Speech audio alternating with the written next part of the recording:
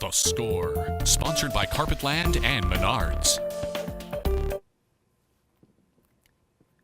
Welcome to week 8 of The Score. It's the last Friday in February, which means March Madness is just around the corner. Plenty of great hoops to get to tonight as we've checked in here at Almond High School and Don Morris Gym. Here's a wide look at Don Morris Gym, one of the coziest gyms in the Western Big Six, where basketball finally returned for Almond just a few days ago. That's right, Matt. Both programs have dealt with COVID in February, but both back up and going. The Lady Pioneers hosting Sterling here tonight. We're going to get to that and all of the ladies' action in just a little bit, Corey. The Western Big Six in the middle of their conference sprint. Great matchups like Moline UT, Quincy, Rock Island are straight ahead. But we're going to start with Bettendorf and PV over on the other side of the river, picking this one up in the third quarter.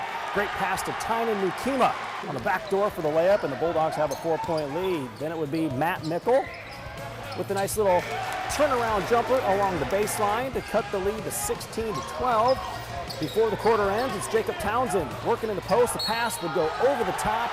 He would score to cut it to 2, 16-14 after 3. To the fourth we go. Maurice Wynn from the corner, splashing in the 3, and Bettendorf has a 19-15 advantage, but PV would not be denied in this one. They go to Townsend, strong in the post, gets the bucket. They take the lead 20-19. They would play some great defense down the stretch, and they'd hold on for a very close 21-19 win as we check the scoreboards in this one.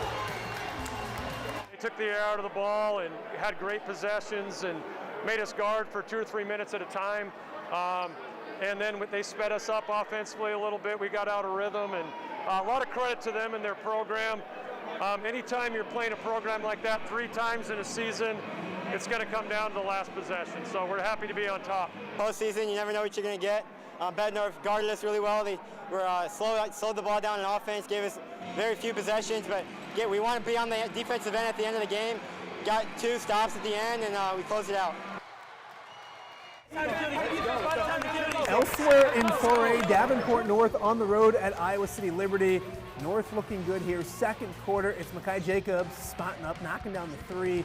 North up 3 in the second quarter. To the third we go. North playing catch up. Jacobs again, sights, shoots, bullseye.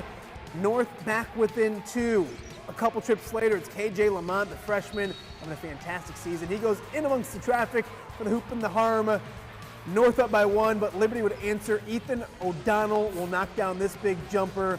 Liberty goes on to win this one. We'll show you a final score, 58-50, your final from Iowa City Liberty. Let's head to the pit. Matt Koss covering this one for the QC Times.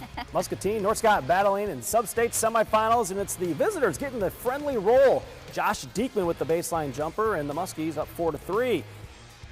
North Scott would respond. Connor Guffey grabbing the rebound, showing some patience, putting it back, getting the board and the foul. 8-7 at the end of 1. North Scott still down, but then the Muskies go to Noah Yan, high off the board in traffic. That bucket is good, 12-7, and then Oliver Hughes thinks about it, beats his man off the dribble, high off the glass for him. 12-9 after 1. 37-29 as we check the final score in this one. It is North Scott advancing 37-29. To the Western Big Six we go. United Township welcoming rival Moline to the Panther Den. Late first, time winding down. Brock Harding will scoop it over to Ryan Schimmel, who knocks down the 3. It's a 1-point United Township lead at recess. To the third we go.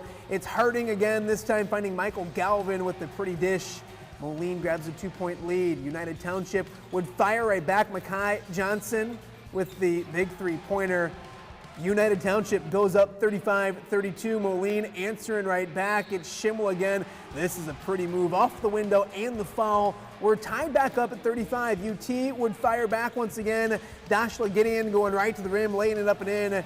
This would tie things up at 37, but Moline would start to pull away in the second half. It's Harding with the steal. Great defense leads to offense as we'll check out a final score. It's Moline getting the sweep of UT in the regular season, 69-56, your final score. A trip down 74 to Galesburg we go. The Silver Streaks playing host to Geneseo. We picked this one up in the second half. The Leafs in the driver's seat at this point. Anthony Pierce finding the back door open. as he lays it in off the glass, but the Streaks would quickly come up with an answer from there. Eric Price having a great senior season, and this night would be no different. Breaking ankles, splashing home the three. He would have 20 points on senior night. The Leafs respond from there. It's Bristol Lewis knocking down a three of his own, but this one would be all Galesburg. DeMarco Harden driving, kicking it out to Kyleb Meadows, a senior as well. He'd knock down a three of his own. Galesburg owning the night, 74-50, the final score from the Fieldhouse. Rock Island looking to stay red hot on the road at Quincy. They actually had a flat tire going down there. They had a late start, but they weren't rusty at all. Jalen Randall, the steal and layup at the other end. Rock Island with the lead. More from the Rocks. It's Jordan Rice with the three-pointer. Then it's Rice sharing as he finds Marion Anderson for the bucket inside.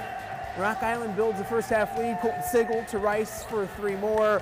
Rock Island continues to stay right hot. They stay in first place. We'll check out the final score.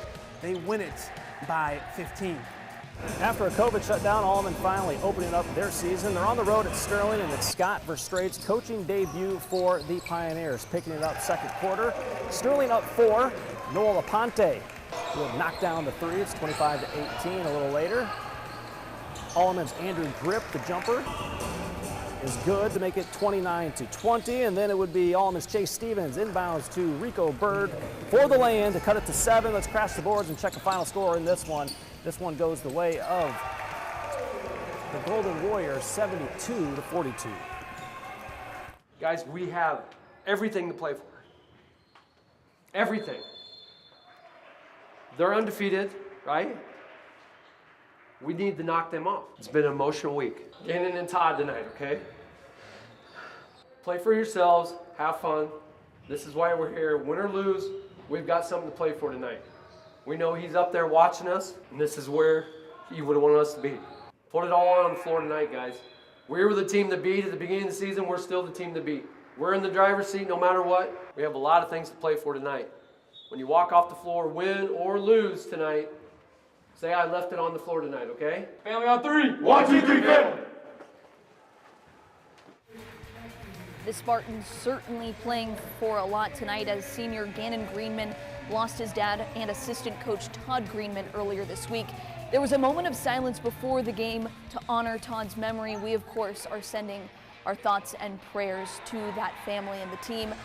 The Red Storm would fire first. That's Declan Flynn. He reached 1,000 points earlier this week and not slowing down. Then it's Lucas Althaus driving down the lane and scoring to open things up for the Spartans. And Mitchell Brooks says he's a better shooter than his sister Taylor. He'd score back-to-back three-pointers. That would put them up 12-7. And then it's Gannon Greenman flying in for the putback and one. He would have 26 points on the night, a very big night for him indeed. It is Ridgewood getting the upset over undefeated United, 66-58, the final score from Monmouth. Let's stay in the LTC. Weathersfield hosting Mercer County. First possession of the game, Mercer County goes into Owen Raylander. He finds Eli Hoffman, who drills the corner three. A few possessions later, it is Waylon Bryant. One-handed pass ahead to Brace Kelly, who puts one in. Weathersfield up 4-3. Later in the first quarter, it's Hoffman slicing to the defense and getting one more to fall. Mercer County with the lead. Then off the miss, it is Hoffman ahead to Isaac Bigham for the lay-in. Mercer County looking good, up 13-8. End of the first quarter, it is Weathersfield answering with the bucket right here. We'll check out a final. Weathersfield comes back and wins this one over Mercer County. Fulton looking to continue their great start, welcoming Riverdale to town. Opening quarter, no score. Riverdale's Andrew Malone would step up and knock down the three for the first points of the game. Next possession for the Rams, it would be Malone again, driving in for the layup. He scores the first 5 points of the game for Riverdale. Next it would be Fulton. Ian Wabinga passing to Connor Barnett, hitting the jumper. Fulton would get on the board. Let's check the final in this one as Riverdale led early, but it would be Fulton wins this one. Fulton winning 63-52. Let's head to Rock Ridge. They were celebrating senior night against Morrison. Morrison looking good, getting the bucket right here. Then it's more from Rock Ridge. On the inbounds, it's Whiteman getting the bucket to go right there. Actually, the nice pass inside to teammate, I should say, from Academics. Alex Anderson with the rebound. TC Ottens who scores. Final score, we'll check it out as I butchered these highlights. You should see how I'm reading these. I do know the Andy Say and Company picked up an impressive victory over Morrison. That would be correct. Orion now making the 7-mile drive west to battle rival Sherrard. We pick it up with Sherrard on the move. Clayton Matkovich dish into Will Franks. He'd knock it down from there. It would still be the Chargers leading 23-17. Then later on, we go to Will Franks, Corbin Crispin getting the putback there.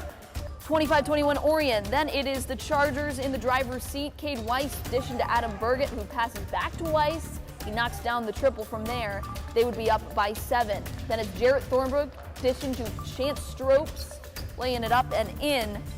Let's check out a final score from Sherrard as it is, if I can read that, Sherrard getting the win. Oh, this was 30-24 in the third quarter. We'll have a final score later on. Let's look to the Sauk Valley area as Rock Falls is playing Stillman Valley. Opening quarter, Luke Ackerman would hit the jumper for the first points of the game. A little bit later in the quarter, it would be Booker Cross passing to Ackerman. Drives, hits the jumper. Early 4-2 at that one. Let's check the final score in this game. It would go the way of Stillman Valley, 61-53. Let's hit some scoreboards before we hit our first break of the night, and it is Princeton over Hall. Newman back in action. They pick up a victory on the road. A couple more scores for you before we hit the halftime break. It is Anawan over Galva, and it's West Central over Princeville in a little bit of an upset. Congratulations to West Central. Oh, there's some more. Bureau Valley a victory, and Nope. we will move right along. Nope. Knoxville with the win, and it's Brimfield over A-Town by a couple. Gotta love live TV. We have reached halftime here on The Score. Up next, the ladies take center stage on The Score. All those highlights are coming up next right here on The Score. Hi, this is Chasen Randall, and when I'm back home, I check out The Score on WQAD.